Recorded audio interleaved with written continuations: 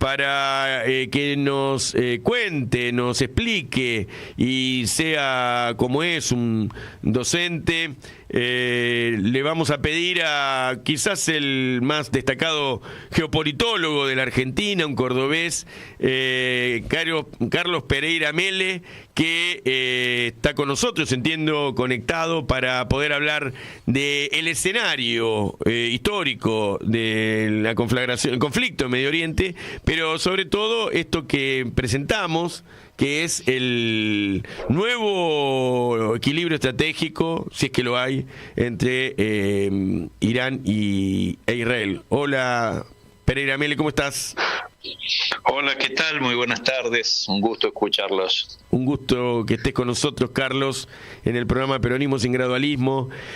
¿Cómo estás viendo el escenario que de tener niveles de enfrentamientos muy fuertes como el genocidio practicado en Gaza, que ahora parece ser una noticia menos relevante, pero que está siempre latente porque hubo incursiones en los últimos días y además aparentemente una derrota de una patrulla que intentó asaltar posiciones nuevas en Gaza, más el conflicto en el sur del Líbano, en la zona chií del Líbano que controla Hezbollah, más el intercambio de misiles con los hutíes, todo el eje de la resistencia, y bueno, ahora el conflicto abierto con Irán. ¿Cómo ves? ¿Hay que preocuparse de la paz en el mundo, además? Bueno, yo diría que hay que estar en estado de alerta y de preocupación de primer nivel. Quisiera agregarle algo de lo que vos hiciste en tu introducción, porque lamentablemente las generalizaciones no sirven para explicar absolutamente nada y sí sirven para confundir muchísimo. Digo esto porque cuando se habla de los musulmanes parece ser de que tenemos montado por un aparato publicitario y propagandístico occidental que es un tipo de barba y con turbante y medio morocho elevado y nada más, y que tiene que ser árabe, tiene que tener una foto con un camello, etcétera. Bueno, la realidad es que el mundo musulmán es mucho más amplio de lo que vos describiste. ¿Por qué? Porque en Asia se encuentran países con una importantísima población, por ejemplo Pakistán, que es la única potencia de religión musulmana que tiene armas atómicas. Indonesia es el país musulmán más importante, más grande. Es el país, pero numéricamente el país más importante musulmán es Indonesia, claro, que tiene más de 220 millones de habitantes. Así que es. No está ni es árabe, así ni está cerca de la zona del conflicto, etcétera. O sea, luego hay una fuerte presencia musulmana también en África. La mitad de África es musulmana. O sea, y tampoco es árabe, tampoco son de etnias negras, de pueblos distintos.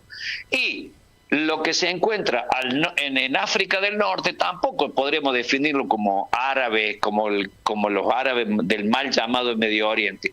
Vos hiciste referencia a ese Medio Oriente a través de un tratado, el del Picot, que fue la madre de todo el conflicto, claro, que hay hoy en día, porque acá siempre hay que recurrir a quiénes son los que crean los grupos fundamentalistas y quiénes son los que exacerban a esos grupos que luego se van a llamar, hoy en día le llaman terroristas, antes le decíamos guerrilleros, etcétera. Y no existe ningún grupo de esa naturaleza que no tenga detrás una estructura de un Estado que lo sostiene, que lo crea, que lo administra, que lo arma, que lo equipa, que le pasa la información y que lo activa. Entonces, allí podemos empezar a entender muchísimas cosas. Los ingleses, como vos bien decís, se hicieron cargo de esa región que ellos le denominan Medio Oriente porque era cuando tenían el Imperio Británico. Entonces eso era el Medio Oriente y el Lejano Oriente ya era la zona de la India y China, que también estaba bajo su ejido imperial, ¿no es cierto? Bueno, nosotros seguimos usando esas categorías inexistentes de un imperio que no existe, que solamente nos afecta directamente a nosotros por Malvinas, detalle que no es menor. Bueno, en ese escenario, los ingleses, con una tradición histórica de donde estuvieron dejar conflictos, si no, fijémonos cuál es el conflicto entre la India y la Pakistán desde el año 1950, que se alcanzó la independencia de esos dos grandes, gigantescos países, están en guerra permanente y ambos tienen armas atómicas y se amenazan con tirar armas atómicas. ¿Quiénes fueron los que manejaron la zona? Los ingleses. Inglaterra. Claro. Los ingleses. ¿Quiénes son los que dejaron montado el problema del Cáucaso turco? Los ingleses, porque esa fue la vieja lucha entre el imperio británico, el imperio ruso, que ya no existe más, y el imperio otomano. O sea que eso es otra área donde los ingleses siguen teniendo fuerte influencia. Luego, en África es recontra conocido los dramas que han dejado montado con el tema de las luchas entre tribales que han derivado en gigantescos genocidios, justamente donde ellos han sido gobernantes, o casualidad. Por eso, por allí, ya que hablamos de peronismo, me hace acordar mucho que en la clase media argentina sabe decir estúpidamente, y lo voy a decir con todas las letras, estúpidamente, que si hubiéramos dejado a los ingleses triunfar en 1806 o 1807, hoy seríamos Canadá. O Australia. Esa es la verdadera mentalidad de la estupidez argentina. Y nunca hubieran pensado que podríamos ser Pakistán o la India a punto de tirarnos bombas entre nosotros mismos, o el África, donde se pelea una tribu contra otra porque se las dejaron montadas para que se peleen, o donde todas las áreas donde ellos han entrado han causado y han dejado un daño y un drama. Los únicos países donde ha desarrolladose es donde han conseguido la superioridad racial los británicos.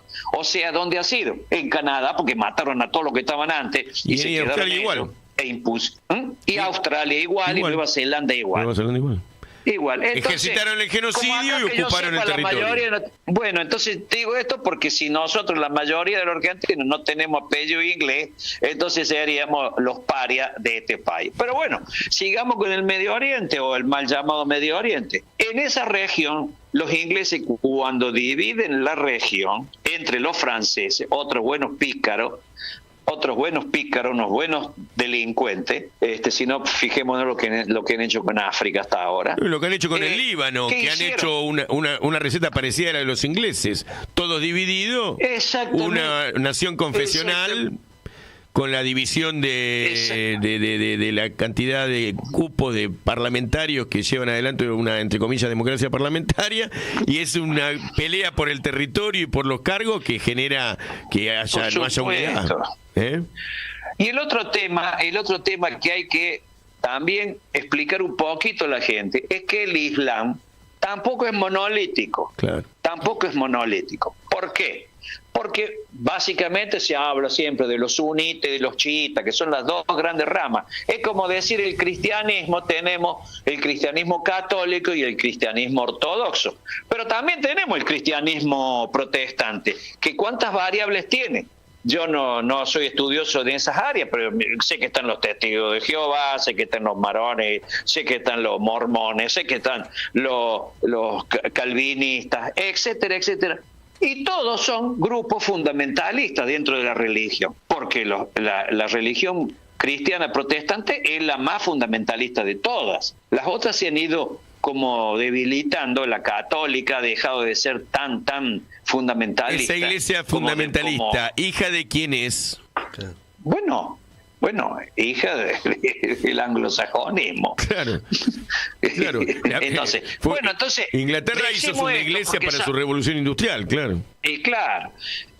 Entonces, para que no confundamos mucho a la gente, imaginemos que el mundo musulmán simplemente son los chiíes y los sunitas, pero dentro de esos grupos, de esos dos grandes ramas, también hay grupos o subgrupos también muy fundamentalistas. Por ejemplo, te olvidaste de nombrar dentro de los países importantes de Arabia Saudita, es Arabia Saudita. Claro. ¿Qué es lo que es Arabia Saudita? Es suní.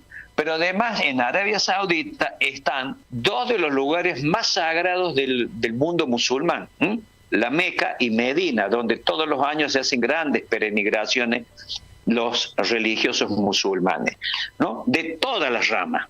Y a su vez, el reino de Arabia Saudita es un subgrupo dentro del sunismo que se llama el wahabismo, que ha creado numerosos grupos terroristas que han operado en Siria, por ejemplo, en la guerra civil siria. Entre ellos Al-Qaeda, por ejemplo.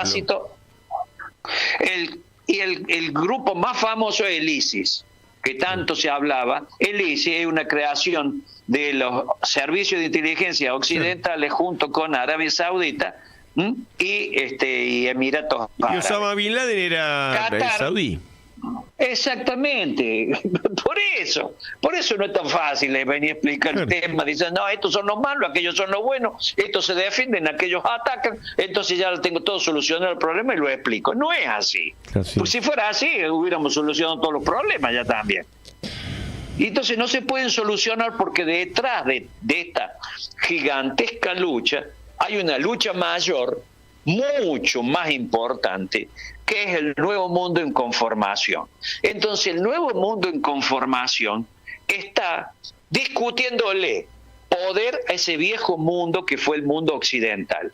Entonces le está discutiendo en lo económico, le está discutiendo en lo financiero, le está discutiendo en lo cultural, le está discutiendo en lo tecnológico industrial y le está discutiendo también en todas las demás áreas que se van incorporando a la nueva geopolítica, como es la geopolítica del espacio y la geopolítica del mundo de la Internet y de la cuarta revolución industrial. ¿Por qué? Porque han surgido un grupo de países que se van a juntar acá dentro de pocos días en Kazán, en una ciudad rusa, los famosos BRICS ampliados. ¿Y qué van a discutir? Ya se sabe lo que van a discutir. Cambiar el dólar como moneda de cambio. Es un cambio histórico lo que se viene. Ahí va a participar también Maduro, ¿viste? Claro, entonces ahí ¿qué pasa? ¿Qué pasa? Ante esa semejante posibilidad que es la pérdida tremenda de poder de los occidentales, fundamentalmente el mundo anglosajón, entonces se han disparado todos los conflictos regionales utilizando los proxies que se les llama, o sea, por aproximación se usa un tercero para que haga la guerra por vos. Entonces el señor Netanyahu ha aprovechado este caos para iniciar un conflicto en toda la región e incendiarla, sabiendo que siempre va a tener el paraguas protector de Estados Unidos.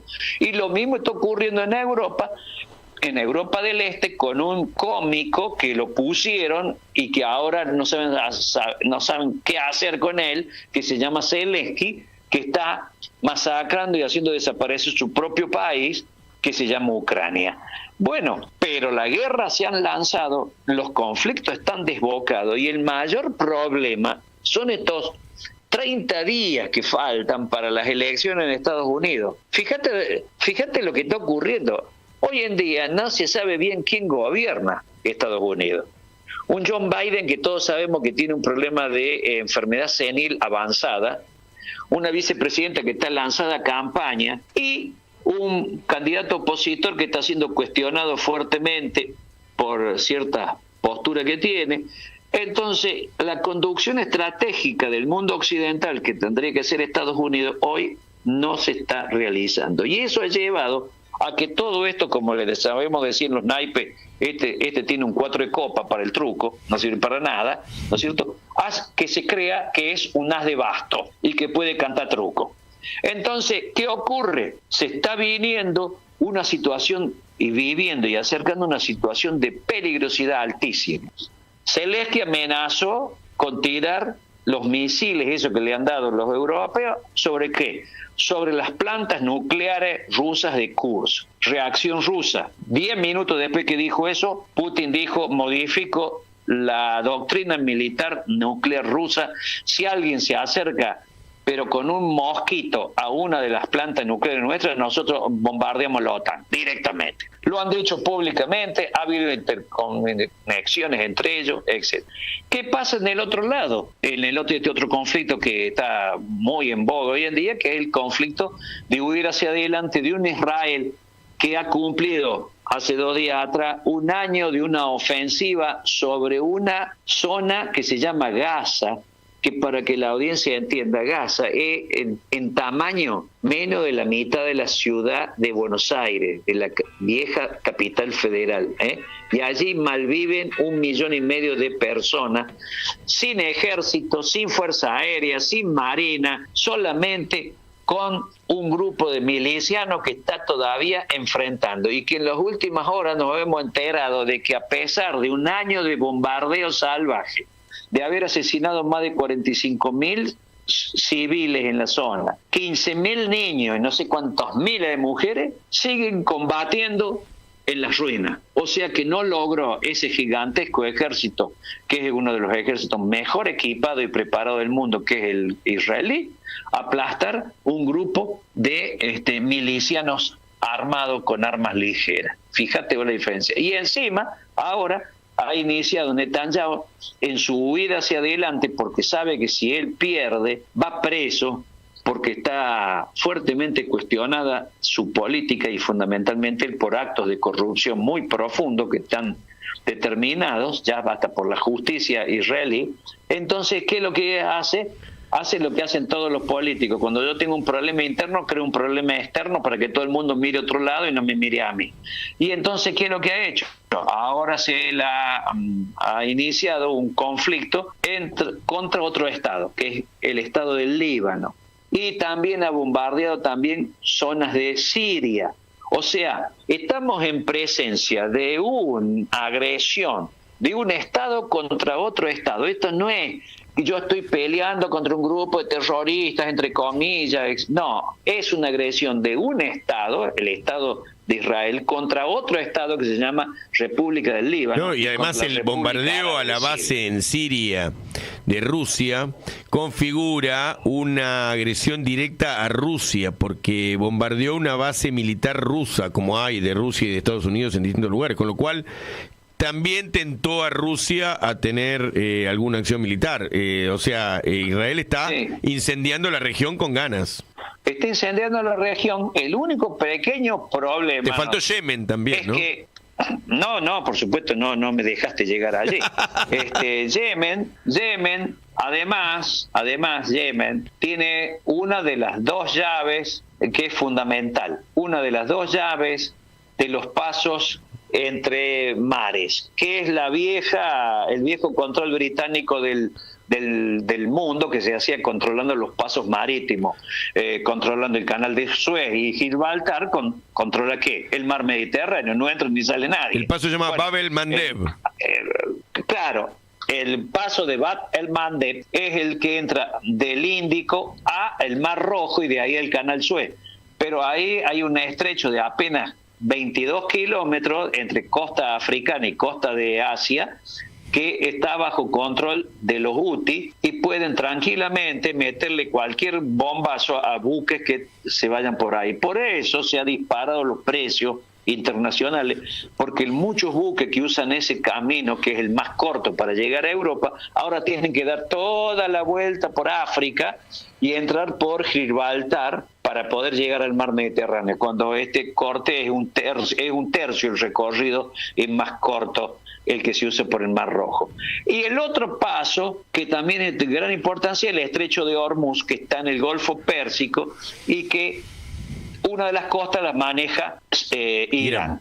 Entonces, imaginemos que un conflicto internacional estalle, ampliado, entonces inmediatamente los 2 grandes pasos, por donde el de Hormuz pasa el 25% de la producción mundial de petróleo, lo que significa que inmediatamente se disparan los precios del petróleo y la economía occidental, que está en crisis, termina en bancarrota. Esto para que entendamos. Y por otro lado, hay una ligera sospecha, algo que todavía no se ha confirmado, y no creo que nunca se confirme, porque yo te preguntaría, ¿cuántos de tu audiencia saben de que el Estado de Israel posee bombas atómicas. Y puede ser que unos cuantos sepan, pero muchos no, seguramente, porque...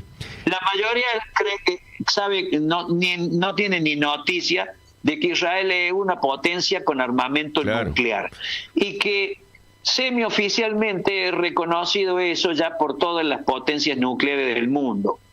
Lo que pasa es que como Israel no ha firmado nunca ningún tratado de inspección de la Organización Internacional de la ONU para la Energía Nuclear, entonces no permite que en su zona le hagan ningún tipo de investigación o control. Pero, por eso estamos diciendo el pero, puntos suspensivos.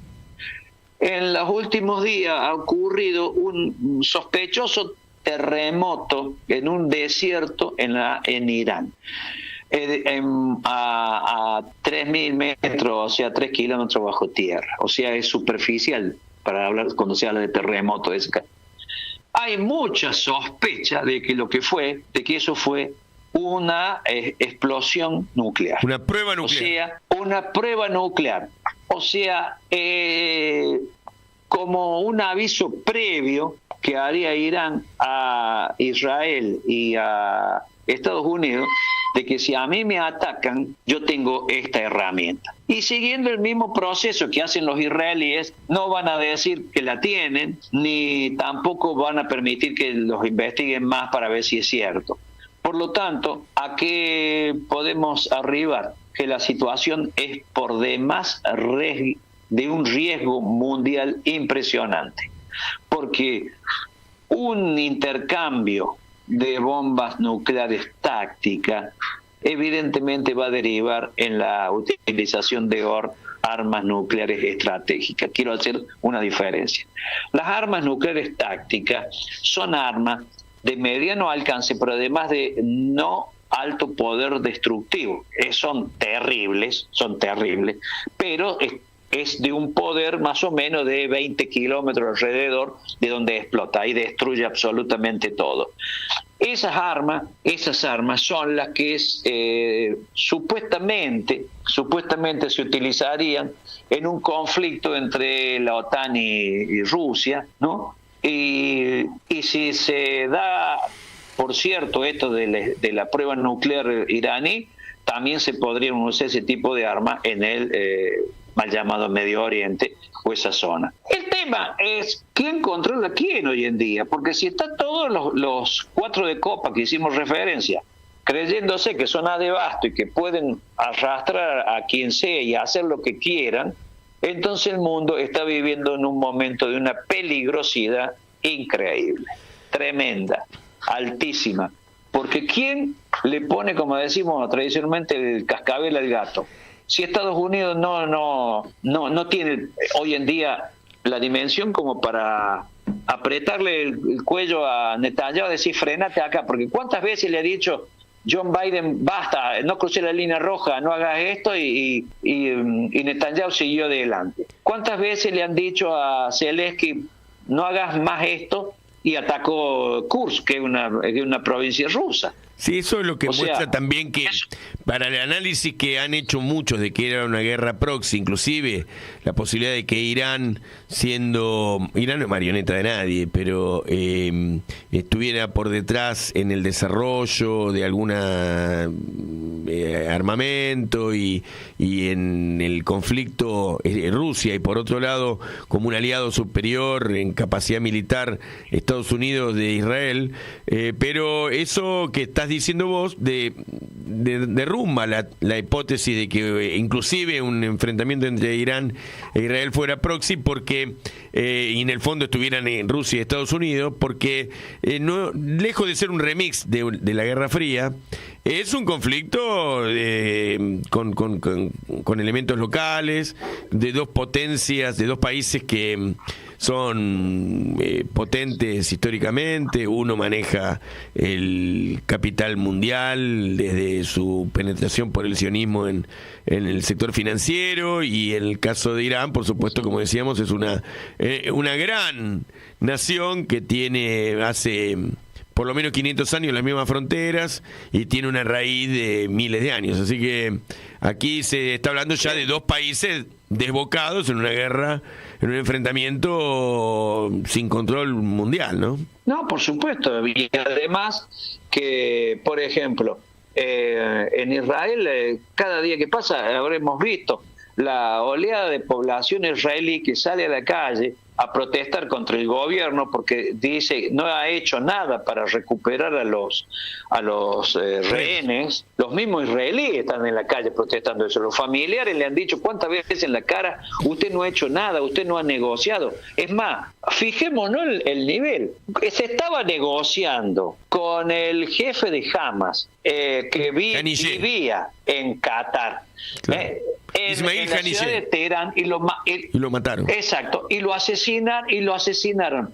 Y estaban negociando supuestamente los norteamericanos con ese hombre un alto el fuego, una convocatoria de la paz. ¿Qué hizo Israel? Lo mató y se eliminó la posibilidad. Lo mismo con Hezbollah, en el medio de un alto al fuego, con Hezbollah mataron a Hassan Nasrallah, el jefe de Hezbollah, con lo cual no se puede creer en que vaya a haber, cada vez que digan, che, vamos a un alto al fuego, una tregua, mira para los costados. Bueno, por eso te digo, a Nasrallah había llegado a un acuerdo con Estados Unidos y con Francia.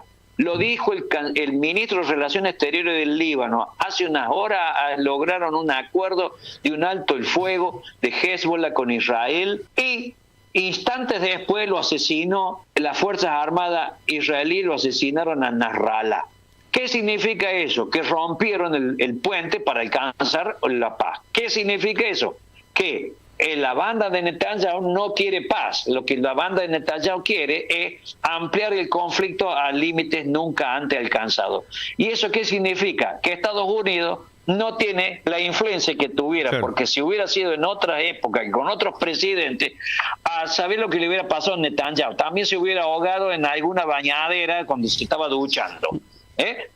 Y se hubiera parado la guerra. Acá no ha pasado absolutamente nada. Acá sigue adelante ese hombre, y evidentemente es porque los jefes que tiene, los jefes han dejado ese jefe, están en otra cosa. Por eso digo que estos 30 días hasta las elecciones para saber quién gana en Estados Unidos van a ser durísima y peligrosísima, porque cualquiera de estos personajes de cuarta se creen que son grandes actores y que pueden arrastrar el mundo a un desastre final, porque una guerra nuclear estratégica no gana absolutamente nadie. Está asegurada la destrucción de ambos bandos. Carlos, incorporo una cosita más antes de despedirte, que es, porque además el programa se nos va agotando, que es que el hombre que gobierna, o que desgobierna en realidad, que el topo que vino a destruir el Estado por adentro en la Argentina, que se llama Javier Milei, adscribió al grupo Rumsfeld en Ucrania, un grupo de apoyo, de contacto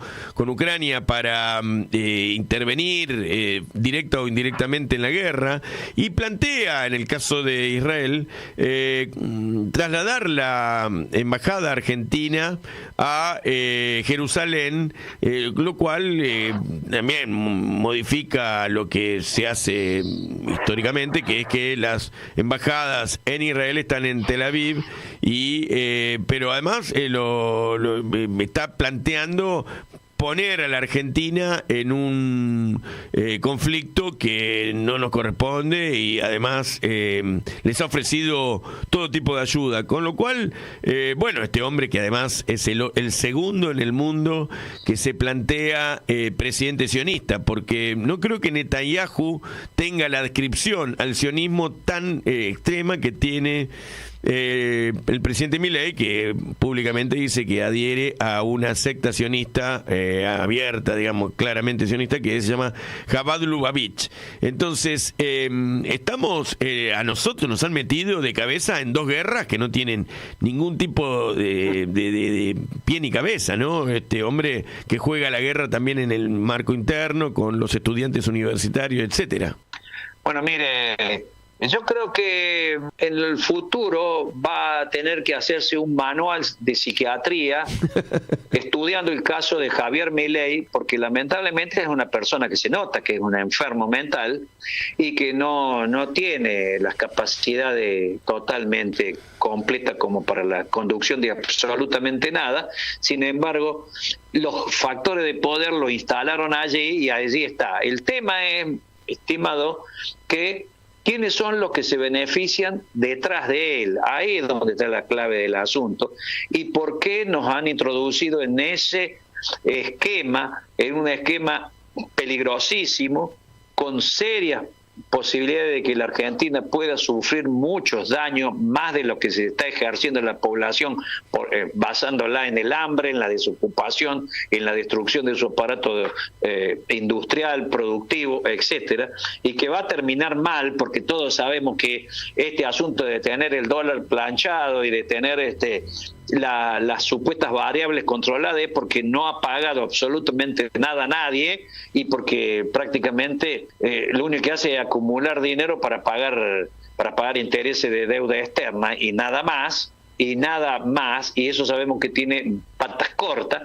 Pero bueno, vuelvo a reiterarte, es un personaje con serias dificultades mentales, evidente, solamente con uno con verle las reacciones que tiene. No es de una persona normal, ya no hablemos de un jefe de Estado, ¿no? Y el tema es que ¿quiénes son los que están detrás de él haciendo todas estas movidas? Vos has hablado de una secta, justamente, porque cuando hay que hablar de judaísmo también hay que hablar de numerosos subproductos, y ahí está esa secta, que le debo recordar a tu audiencia que tiene un problemita esa secta. Esa secta está fuertemente cuestionada por la justicia y el FBI norteamericano. Por la pedofilia.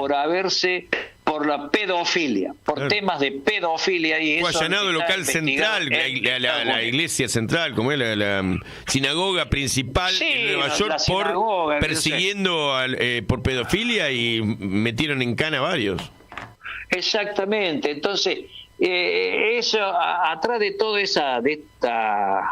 de esta situación, se le está involucrando a nuestra querida patria en un ambiente de altísima peligrosidad, con una sociedad totalmente indefensa, una sociedad desinformada, peor informada, y que puede llegar a concluir en que podemos hasta entrar en una situación de crisis interna gravísima, que como todo país que entra en crisis gravísima, yo debo recordarle a nuestra querida audiencia que en el 2001 hubo posibilidad de que la Argentina fuera seccionada. Y no es ningún secreto, porque se dijo cuando cayó el gobierno de la Rúa, desde el Fondo Monetario Internacional y las grandes finanzas dijeron de que la Argentina debía ser gobernada el área de economía por organismos internacionales y de que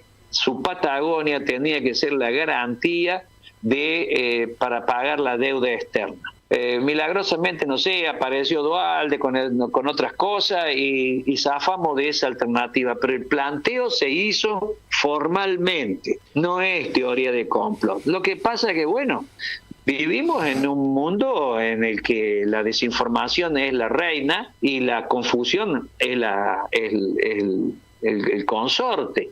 Entonces la gente vive o malvive tratando de llegar a fin de mes, tratando de pagar como pueda la cuota de los chicos, los servicios y todo lo demás. Entonces, ¿qué te va a andar preocupando si van a dividir la Patagonia? Cosas sí, Carlos. Que estoy diciendo desde Córdoba. Pero la realidad es que cuando las cosas ocurren, no ocurren por casualidad.